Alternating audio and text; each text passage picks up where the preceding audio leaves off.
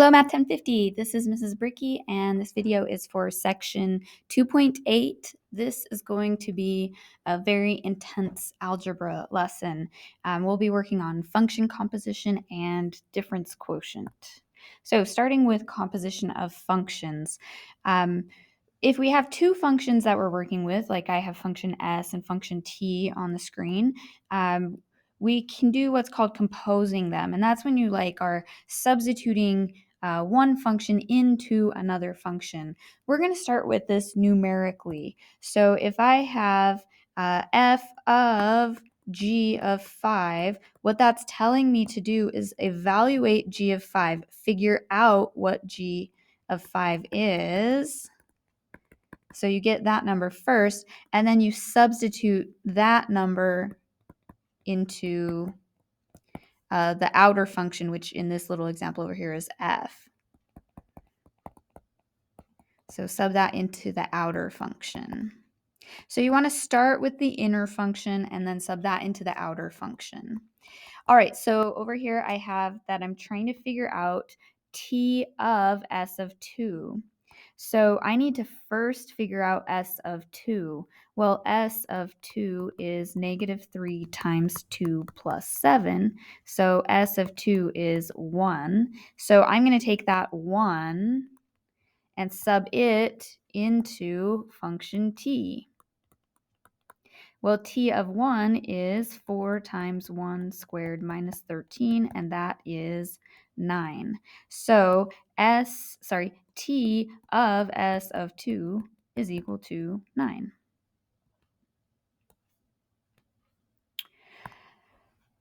So there's another notation for composition which is also really common. So the one we looked at just a second ago looks like this, where you can kind of see that f is the outer function and g is that inner function, and g gets subbed into f. Another way of writing that that's very common is with this little open circle, almost like a degree symbol. So this means exactly the same thing. It's just a different notation for it. So this still means f of g of x. So g is still my inner function, and I'm subbing that into f. Another thing to know about compositions is that composition of functions is not commutative. The order matters. So u of w of 6 is not the same as w of u of 6. So this topic is going to ask you to compose it both ways, and you need to just make sure you're paying attention to which function you're subbing into first. You can get the same answer for both compositions, but most of the time it is a different answer. So in this first example, I'm going to do u of 6. Well, u of 6 is 6 squared minus 4. Remember, when you're squaring, to be really careful if you're squaring a negative to not have a little error there. Well, 6 squared minus 4 is 32. So this is w of 32, which is the square root of 32 plus 8. That's the square root of 40, or if we simplified it, 4 root 10. So w of u of 6 is 2 root 10. Over here, I'm going to do u of w of 6. So I'm going to think about w of 6 first. That is the square root of 6 plus 8, which is the square root of 14. I need to put that into function u. U of root 14 is a root 14 that is squared minus 4.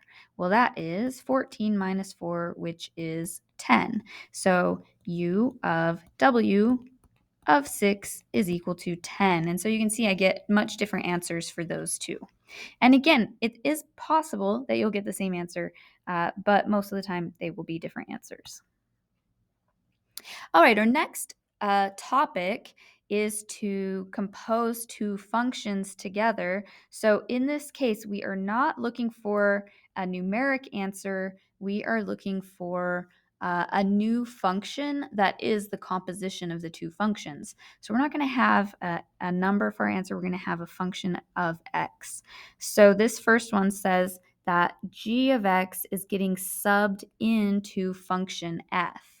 Well, function f is something squared minus 5.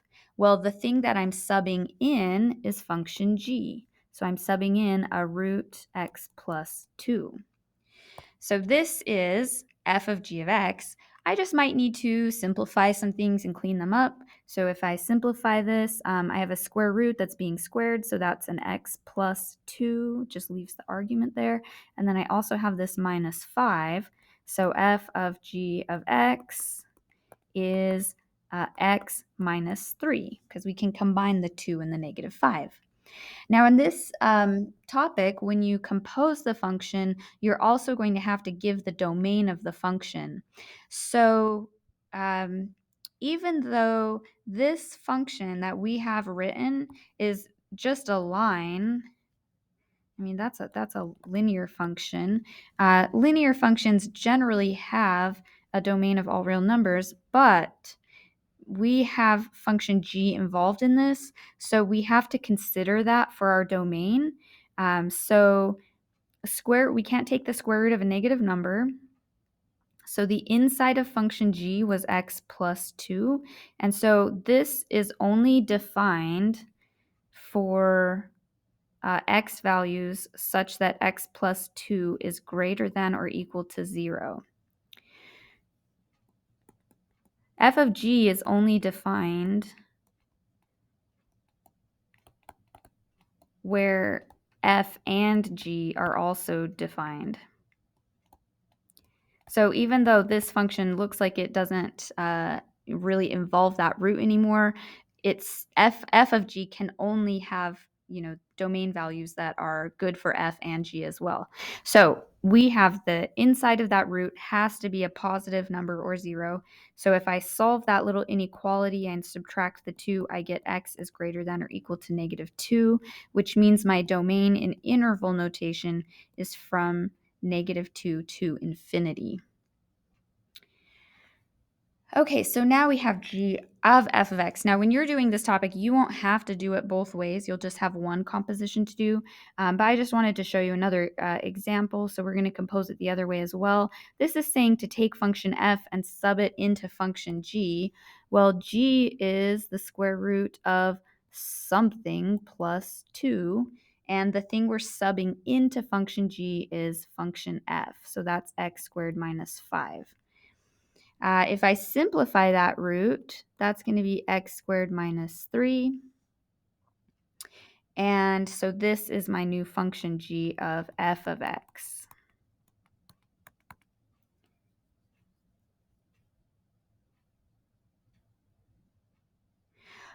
For this domain, my root is on this function still, x squared minus 3. So that's what is going to give us our domain. That argument underneath that root has to be greater than or equal to 0. So if I solve that, I get that x squared has to be greater than or equal to, 3. I'm adding the 3. This is kind of an interesting inequality that we have here. We didn't directly talk about how to solve this, but it works kind of the same way as absolute value greater than equal to 3. And that is that it splits into an or statement. Either x squared, but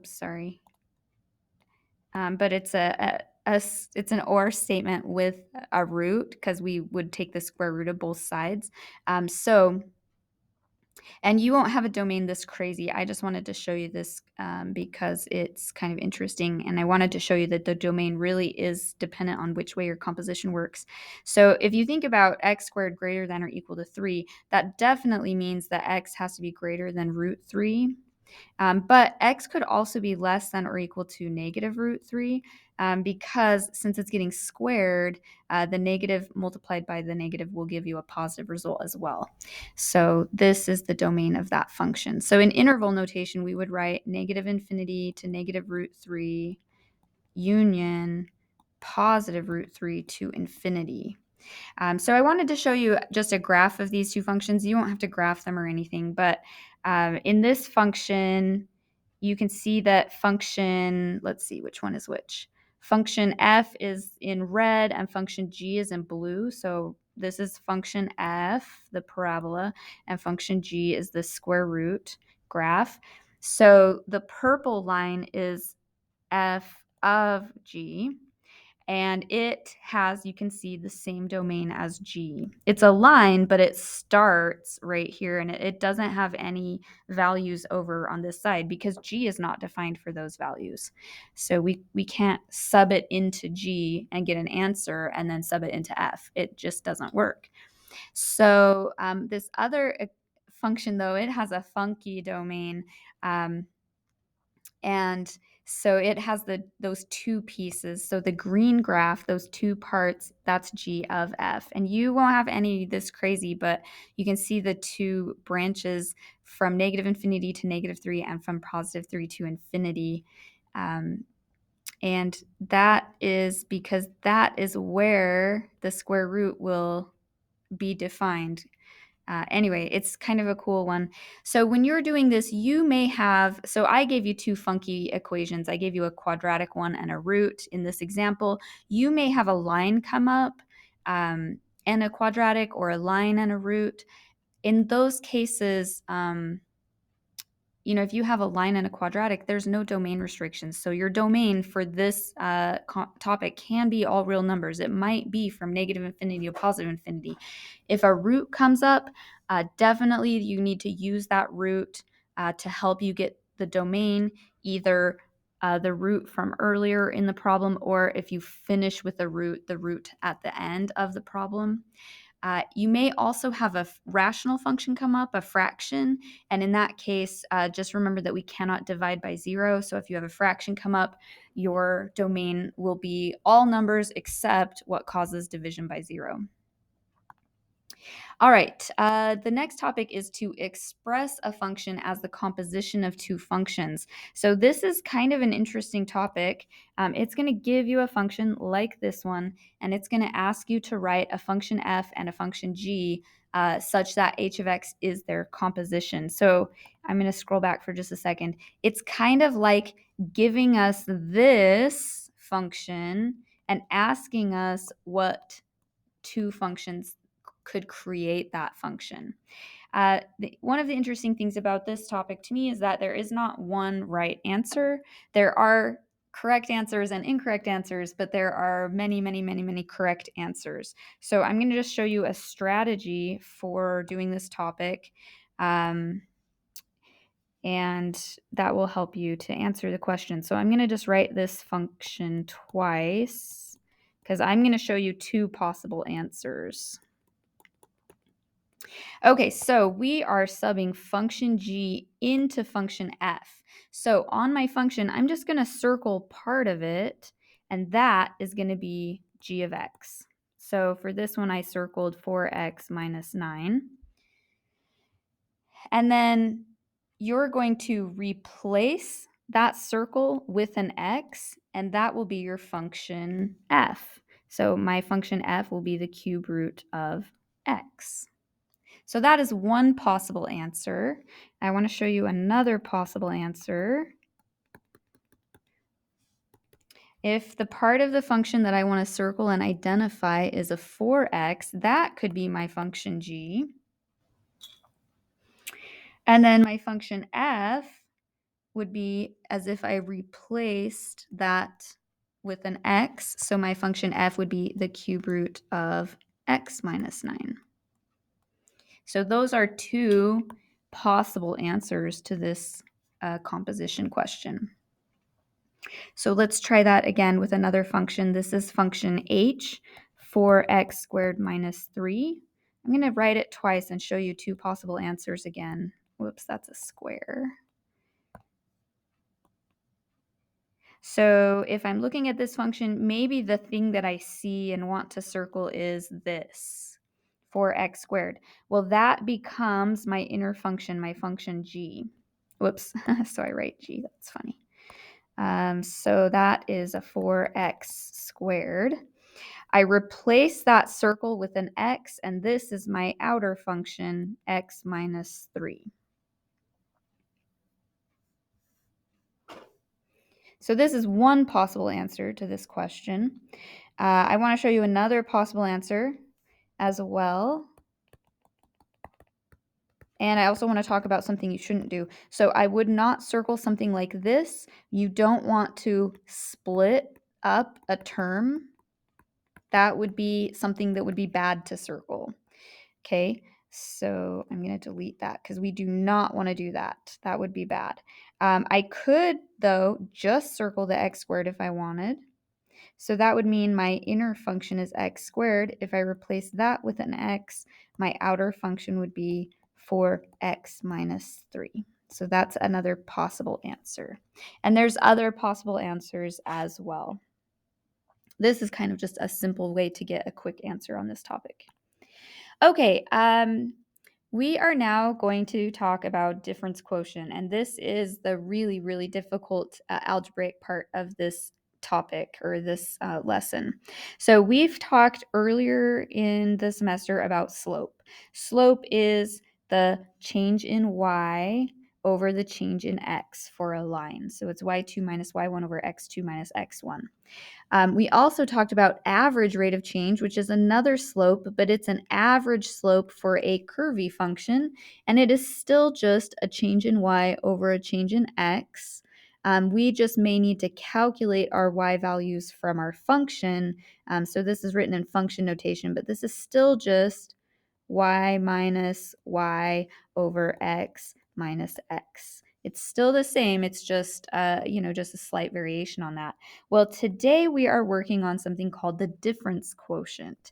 It is still a type of slope. It's the slope of the secant line, just like average rate of change.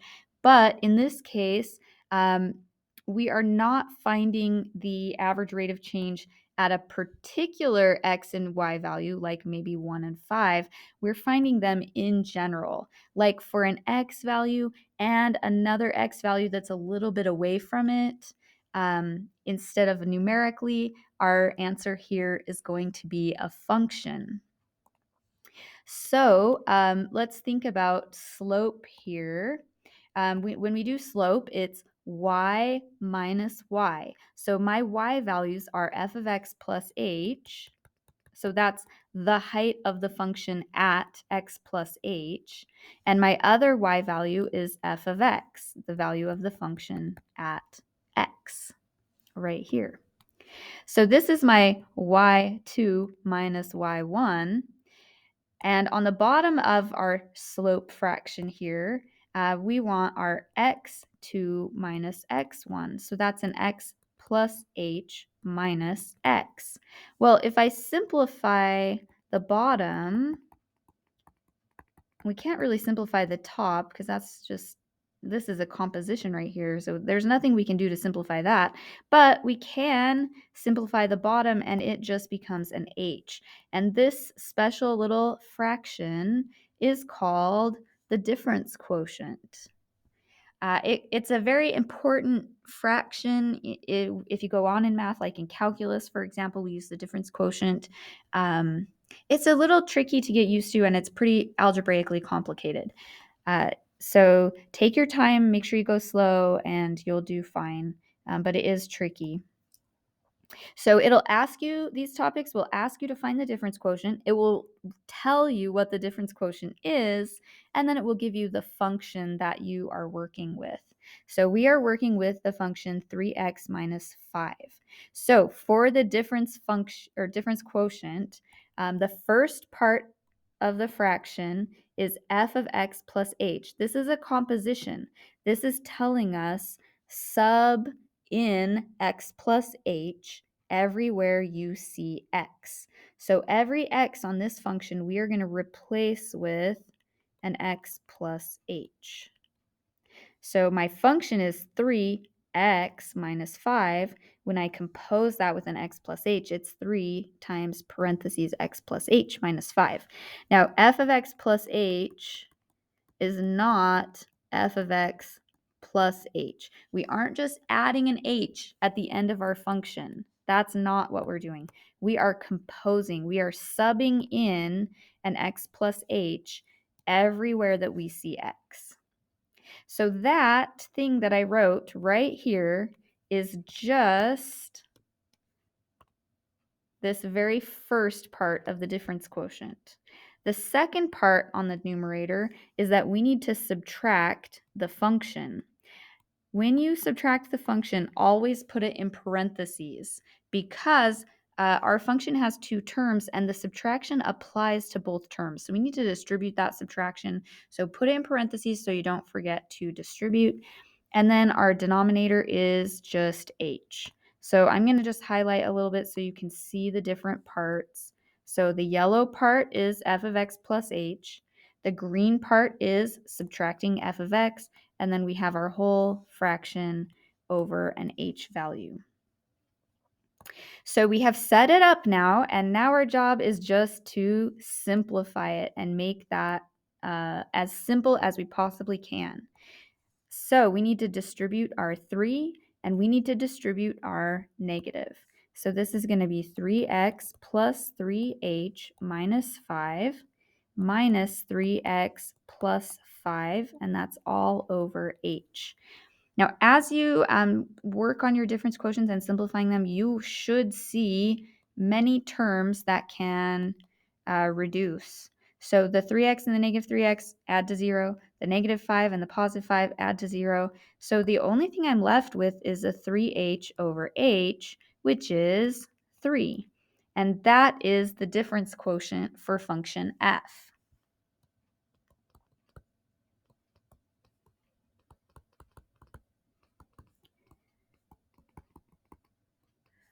Now, some of your answers will still have x's in them, some of your answers will still have h's in them, but for this particular function, the difference quotient is just a number. I'm going to go back to my slide from before. So if you think about it, I'm working with a line, a linear function. The difference quotient is just a type of slope. So it makes sense if I'm working with a line that the difference quotient, which is a slope, would be the slope of that line. Let's do it for another function. Let's do it for a parabola. Now, not all of your parabolas will end up being as complicated as this one.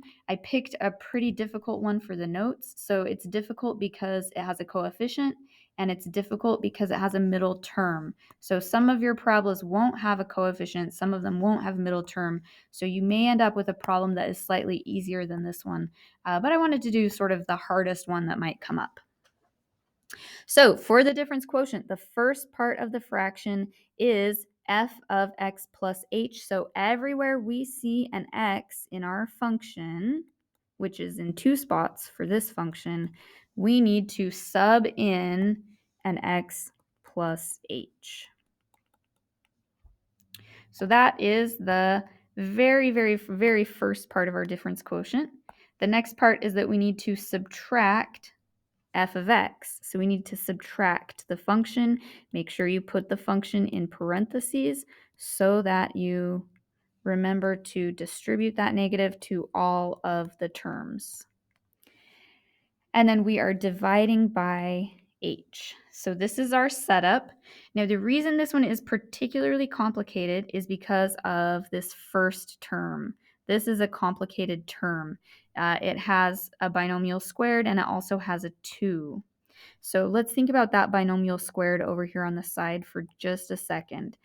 Squaring a binomial means to times it by itself. We can't distribute powers. So we've got to times this out. X squared plus 2xh plus, oh, sorry, I added them together. We have an xh and we have another xh for a total of 2xh. And then our last term is an h squared. So this is 2 times that minus 7 times x plus h minus 1 minus 2x squared minus 7x minus 1. So I didn't change a whole lot here. You can maybe do more in one step if you can keep track of it all, but I want to show each step sort of uniquely. So all I did was square that binomial. Now I'm going to work on distributing all of the things that I can distribute. I can distribute the 2, I can distribute the negative 7, and I can distribute this negative. So that's 2x squared plus 4xh plus 2h squared minus 7x minus 7h minus 1 minus 2x squared plus 7x plus 1. So I got all of that stuff distributed, and that's all over h. Now, one of the nice things to me about the difference quotient is when you get to this step, you should see tons of things canceling. Tons of things canceling. And if you don't, then it's a chance to go back and see if you can catch an error somewhere. So I had 6 terms cancel, so I'm left with 4xh plus 2h squared minus 7h, and that's all divided by h. So you might notice that all of the terms that are left have an h as one of their parts. So we can actually also cancel a factor of h. Now the h is dividing all 3 terms, so that means I need to cancel an h out of all of the terms. So that leaves me with 4x plus 2h minus 7 as my difference quotient. So this one, the difference quotient has an x and has an h both. And of course the negative 7 at the end. Okay, so that is the difference quotient for lines and parabolas. You will have 2 topics that have a difference quotient. One of them will be a mixture of lines and parabolas, and the other one will be a difference quotient of a rational function. So we need to talk about rational functions now. The strategy for simplifying a difference quotient for a rational function is a little bit different than for a polynomial. So our strategy is going to be a little bit different here. I'm going to show you 2 examples. This first one has an x both in the numerator and in the denominator. And then our second one just has the x in the denominator. Okay, so our difference quotient is going to be a compound fraction right now. So when we write our first sort of term, our f of x plus h, that means that we are going to sub an x plus h into our function everywhere that we see x. So I see that x in 2 spots, so I need to sub an x plus h into both of those spots. So that's our f of x plus h. We need to subtract the function.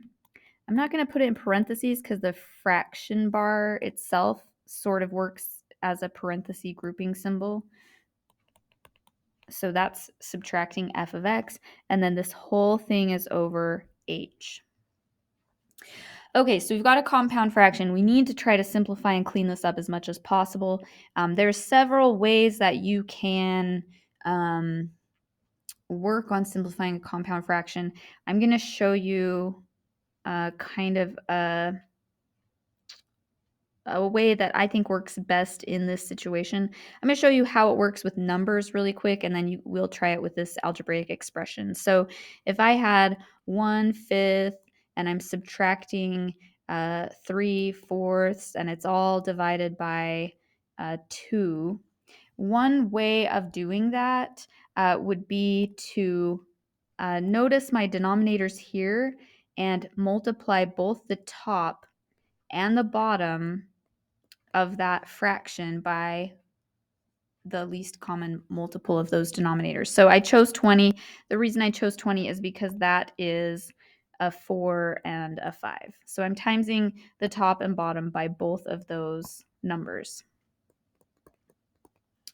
So what happens then if I multiply the top by those 2 is that when I multiply by the 1/5, the 5 sort of cancel, and I'm just left with the number 4.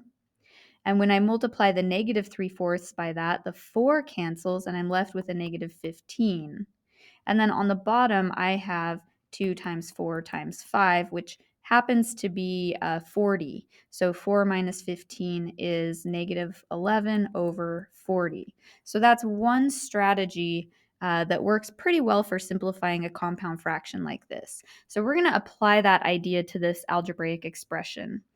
So the first thing I guess I want to point out is that in this denominator right here, those parentheses are not necessary. If I have a grouping of x plus h and I'm subtracting 5 from that, I don't need a parenthesis. I need parentheses if I have something to distribute or if I have a power, but in this case, those parentheses are not necessary, so I'm going to erase them. So the two denominators that I have are an x minus 5 and an x plus h minus 5. So I am going to multiply both the top and the bottom of this compound fraction by those two factors. Now, the bottom of this fraction, I don't want to mess with at all. I'm just going to leave it exactly as is. I don't want to distribute it. I don't want to multiply any of that out. I just want to leave it. But on the top, we definitely want to work on simplifying that as much as we can. So if I focus on my first term, that x minus 5 is going to cancel. So I have the 2 and the x plus h, and then I also have an x minus 5. Whoops, I missed the x. And over here for my second term, the x minus 5 cancels, and I have a negative 2x and an x plus h minus 5. Okay, so now it at least is not a compound fraction anymore. So I am going to start distributing things. First going to distribute this together. That's an x squared plus xh minus 5x minus 5h. So I'm distributing the 2 into that. None of those terms combine, unfortunately. So we've got 2x squared plus 2xh minus 10x minus 10h. So that's our first little grouping there. And now we need to distribute the negative 2x here. So that's a negative 2x squared, a negative 2xh, and a positive 10x. And of course, that's all over h, x plus h minus 5, and x minus 5. You should see tons of cancellations at this point. I mean, I don't know tons, but oh, and that one too. So the only thing we're left with is a negative 10h over h times x plus 5 minus, x plus h minus 5. I told you, intense algebra day. And then x minus 5. And then the last step is to notice that those h's can cancel out. So we're left with, that looks like a 16, but it's a 10, negative 10 over x plus h minus 5 times x minus 5. And that is the difference quotient of this rational function. For a rational function, your difference quotient will probably should end up being a fraction as well if you've done it correctly. All right, I want to show you one more of those. This is probably the most complicated sort of rational difference quotient you would have to do. Another type would be that if you only have an x in the denominator, and that makes the whole process a teeny bit easier. So our difference quotient is to sub in an x plus h everywhere we see x, subtract the function itself divided by h. So we talked about before that we don't need the parentheses here because there's no power or no constant to distribute. We're going to multiply the top and the bottom of the compound fraction by our two denominators. We are not going to mess with the denominator now. We're going to leave it as is. When we distribute into this numerator, in the first term, the x plus h minus 1 cancels. That leaves us with a 7 and an x minus 1. In the second term, when we distribute, the x minus 1 cancels, and we are left with a negative 7x plus h minus 1. So this one's a little easier to finish up. We got to distribute our 7 and our negative 7. Leave the denominator, don't multiply it out. Look for terms that reduce. So we're left with negative 7h over h times x plus h minus 1 times x minus 1. The h's can reduce. Whoops. And so our final difference quotient answer is negative 7 over x plus h minus 1 times x minus 1. So that one wasn't nearly as difficult as the first one because our distribution ended up being a little bit simpler. All right, so let me know if you have any questions, and that is it for 2.8. Thank you.